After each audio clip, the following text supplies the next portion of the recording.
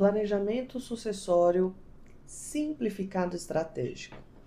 O que é? O que a gente faz nesse planejamento sucessório? Esse planejamento sucessório, basicamente, a gente vai, junto com o dono do patrimônio, sentar e planejar todos os riscos e como que ele quer que esse patrimônio seja dividido e administrado após a morte dele. A gente vai fazer um mapeamento do patrimônio. Nesse mapeamento, a gente vai identificar os pontos sensíveis, né? Então, eu tenho esses imóveis que eu gostaria que tivesse sendo locados, eu tenho esse outro imóvel aqui que tem uma atividade produtiva, que eu gostaria que continuasse essa atividade produtiva, eu tenho esse outro imóvel aqui que eu gostaria que fosse de utilização de todos os herdeiros para finalidade de lazer, por exemplo. Então, a gente vai mapear todo o patrimônio e as vontades. E a gente vai mapear também os riscos.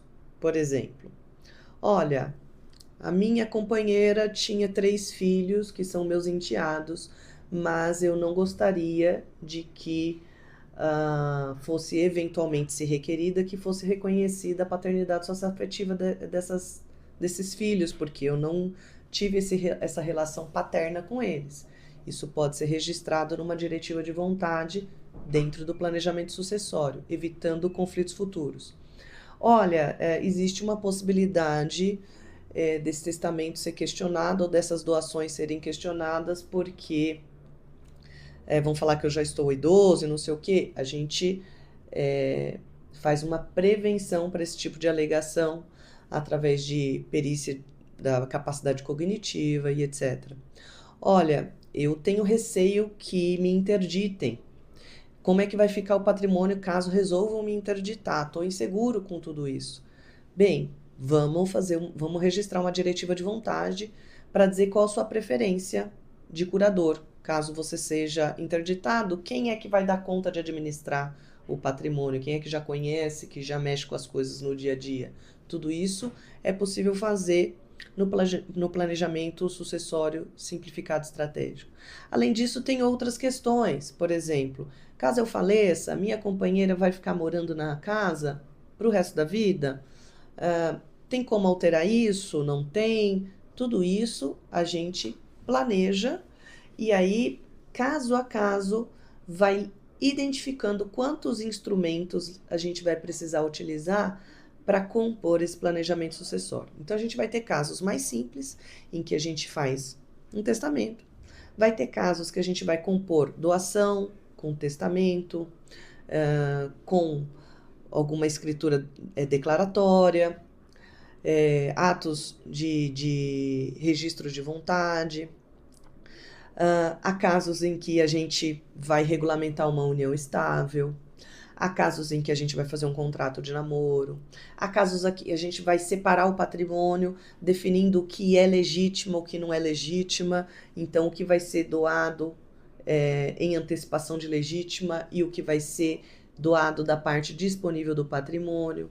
Por quê? Porque o que é doado da parte disponível do patrimônio, de repente a gente pode colocar algumas condições, e aí que se essas condições não forem cumpridas, a gente vai cancelar essa doação, né, reverter ela para um outro herdeiro. A gente pode colocar regras para a administração desse patrimônio. Então, se vai ser locado, quem vai ser o administrador dessas locações, né? Quais são as despesas que vão ser descontadas desse patrimônio para a administração do próprio patrimônio.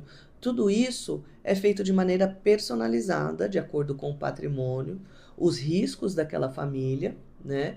Às vezes, geralmente, o dono do patrimônio, ele já sabe quem são os pontos sensíveis da família dele que vai dar problema. Eu sei que a minha nora, ela é um pouco mais difícil, ela não vai deixar o meu filho fazer determinada coisa. Então, a gente prevê todas essas questões, né? Inclusive questões de reversibilidade da doação, caso o herdeiro faleça antes do doador,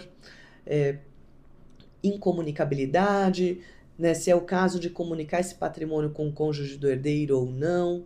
Tudo isso é feito de maneira personalizada e ela facilita muito a vida, não só no termo de economia de custos do inventário, mas também da prevenção de litígios. Porque quando a gente tem um inventário com muito litígio, a tendência é que ele fique mais caro e que os herdeiros percam, né, parte do patrimônio nesse litígio, né, por conta dos custos que essa litigância toda vai impor a eles, né, tirando ao final o risco de leilão do bem, né, caso eles não se acertem aí e optem por uma extinção de condomínio.